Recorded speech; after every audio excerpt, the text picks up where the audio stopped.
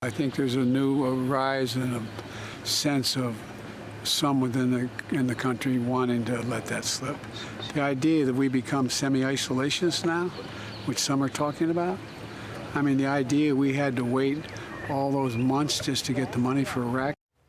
For Iraq. President Biden yesterday confusing Iraq and Ukraine. And it wasn't the first time that that's happened. Here he is again talking about Russia's Vladimir Putin. It's hard to tell, but he's clearly losing the war in Iraq. He's losing the war at home. And he has become a bit of a pariah around the world. Okay, so James Freeman is an assistant editor for the Wall Street Journal editorial page, and he's a Fox News contributor. I suppose, you know, the one thing you have to be careful of, this can happen to anyone, you know. It can happen to us right now, but it seems to be a trend, and voters are noticing.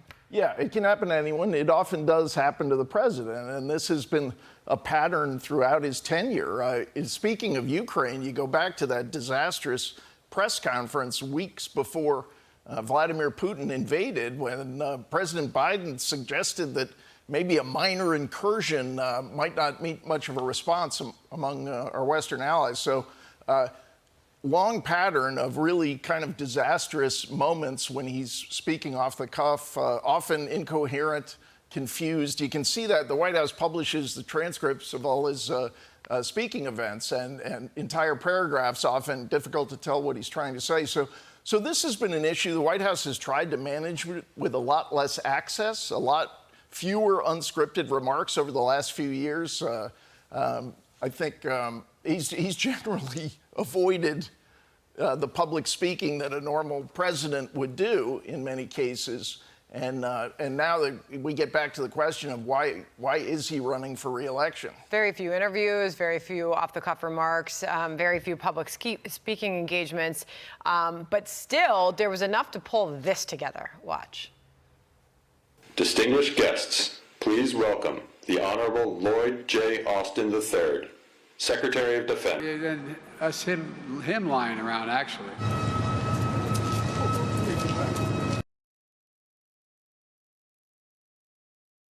When I was vice president, things were kind of bad during the pandemic. 4 more years. Pause. 4 more years. Pause. 4 more years. 4 more years.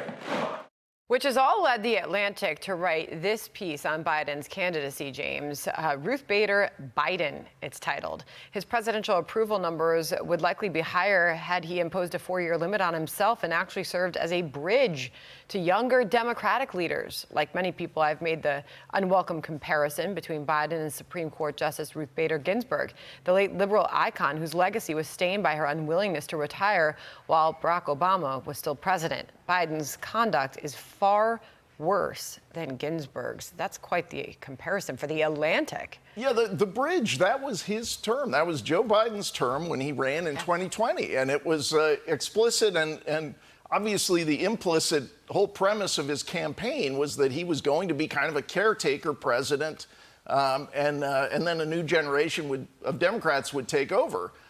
When the 2022 elections went a little better than Democrats expected, he kind of seized the moment to say, I'm running again, and they've been stuck with him ever since. Yeah. And I think as they approach the convention, a lot of them are starting to wonder, does it really have to be this way? And I think it does, given where they are in the calendar. Well, you and I spend a lot of time chewing on the economy. And I know your take is that, you know, things are still pretty good when you look at those headline numbers, right? But we know when it comes to the working class and people taking on extra jobs and inflation, it's still tough out there. And with all the talk of lowering taxes, you know, the former President Donald Trump seems to be championing his message on the economy and making his case most recently at a rally in Nevada.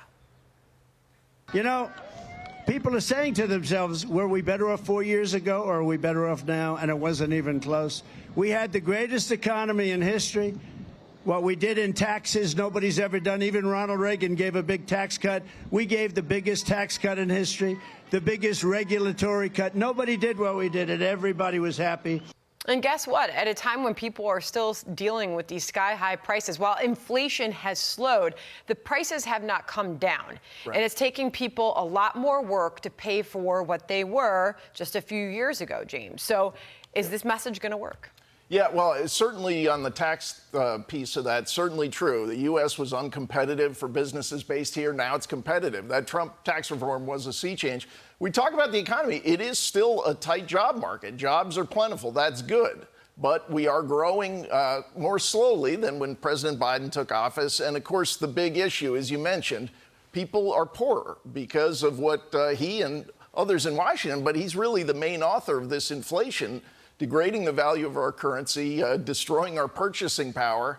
And it's no surprise. I think sometimes Democrats sort of wonder, why don't people feel better? This is the issue that hits everybody. It is the bedrock issue in the economy. How far do the dollars in your wallet go? And so I think this is gets back to the problem with a lot of voters thinking the president is too old. It's hard to think things are going to get much better, that he's really got the ability to recognize the mistakes from his first term and fix them when he is in public and does not even appear to understand what the problems are. We just had the White House on Friday, and we love when they can join us. But even talking to one of his top economic advisors, Jared Bernstein, there was not an acknowledgement that this was in any way inflation avoidable. In fact, he suggested it was unavoidable due to us coming out of the COVID pandemic.